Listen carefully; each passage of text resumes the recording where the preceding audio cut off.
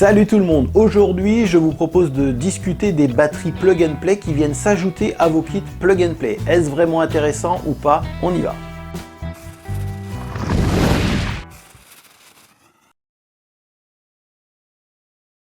Il existe aujourd'hui une multitude de kits plug and play au niveau photovoltaïque avec différentes marques, différents fabricants qui vous proposent des kits avec 1, 2, 3 panneaux et de les brancher directement sur une prise électrique pour pouvoir consommer directement votre production photovoltaïque. La suite logique de ces kits était bien sûr de passer au stockage puisqu'on se rend compte très vite qu'il est assez compliqué de consommer la totalité de notre production. Lorsqu'on dispose d'un seul panneau photovoltaïque, il est relativement simple de quasiment tout consommer. Mais lorsqu'on s'attaque déjà avec rien que 2 panneaux photovoltaïques, et bien là, on voit qu'il y a énormément de pertes, beaucoup de la production s'en va directement sur le réseau gratuitement. Donc la suite logique des fabricants était bien sûr de proposer un stockage à ces kits photovoltaïques plug and play. Aujourd'hui, il existe de plus en plus de batteries plug and play qui viennent s'intercaler en fait entre votre panneau photovoltaïque et votre micro-onduleur. Le but étant de stocker l'énergie que l'on ne consomme pas et de pouvoir utiliser ce stockage la nuit par exemple.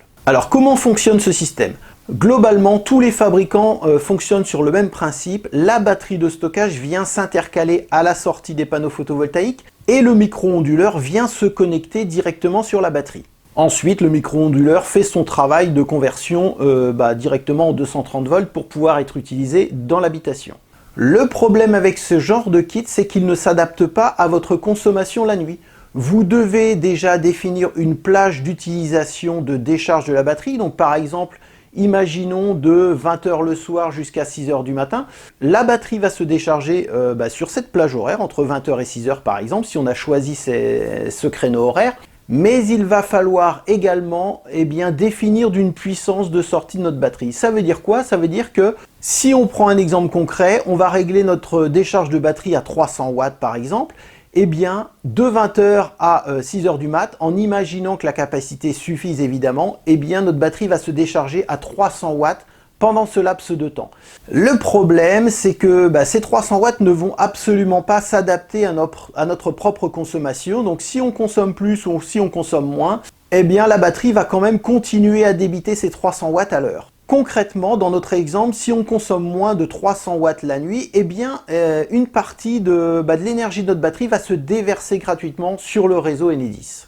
Et inversement, si on consomme plus de 300 watts, eh bien, l'énergie ne viendra pas totalement de notre batterie. Alors, ce mode de fonctionnement est déjà une première étape pour pouvoir utiliser un peu plus de notre production photovoltaïque, mais n'est absolument pas adapté et ne s'adapte pas à notre consommation de l'habitation. Des systèmes dits intelligents commencent à voir le jour chez ces fabricants et nous permettent de consommer au plus juste de ce que décharge notre batterie. Chez Anker Solix, nous avons la SolarBank qui fait 1,6 kWh, donc ce qui nous emmène quand même à 780 € le kWh, ce n'est quand même pas donné. Chez Zendur, on nous propose une batterie d'1 kWh à 999 €, donc là pareil, 900, on est à 1000 € le kWh, c'est quand même très très cher.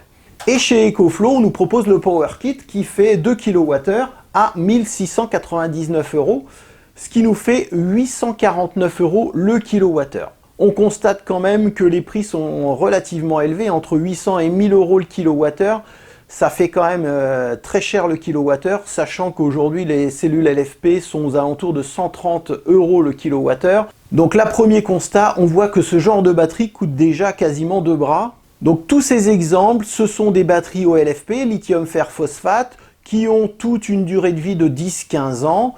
Donc on va dire qu'on peut les comparer, elles ont toutes à peu près la même technologie, chacun a ses particularités, mais globalement, le stockage est le même. Là, ce qu'on peut constater également, c'est que les capacités proposées de base sont vraiment très très justes. Quand on dispose d'1 kWh, si on a un rendement de 80%, on va utiliser genre 800 Wh de cette batterie.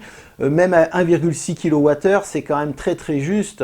Donc conclusion pour aujourd'hui, ce genre de batterie, je trouve ça vraiment trop cher par rapport à la capacité proposée et à l'économie qu'on va en faire. Est-ce vraiment rentable ce genre de batterie? Moi aujourd'hui je ne pense pas. À mon avis, il vaut mieux se tourner vers un vrai stockage batterie de 10-15 kWh qui va vous coûter beaucoup moins cher au kilowattheure. J'espère que cette vidéo vous a plu, je vous dis à très bientôt pour une prochaine vidéo. Ciao ciao!